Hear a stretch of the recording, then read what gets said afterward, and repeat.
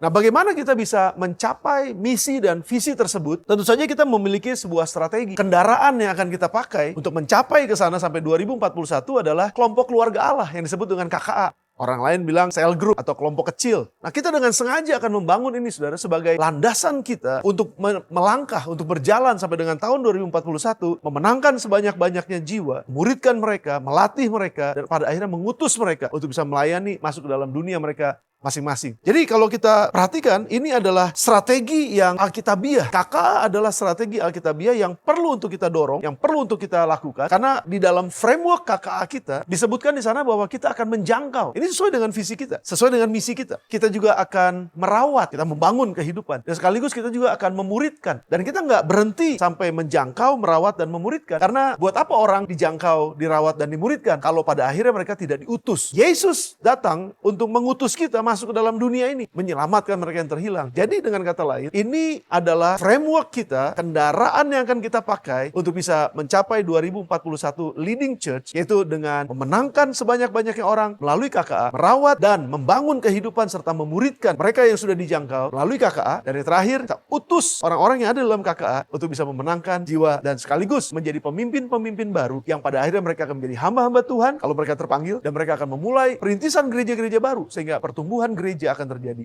penambahan jumlah pemimpin akan terjadi, dan penambahan jiwa akan terjadi. Otomatis, dengan demikian ada orang juga mungkin terpanggil bukan cuma sekedar di Indonesia, tapi mereka akan mulai terpanggil untuk bisa pergi kepada bangsa-bangsa, dan kita akan rejoicing, kita akan bersuka cita di tahun 2041 nanti dengan visi yang Tuhan berikan kepada kita.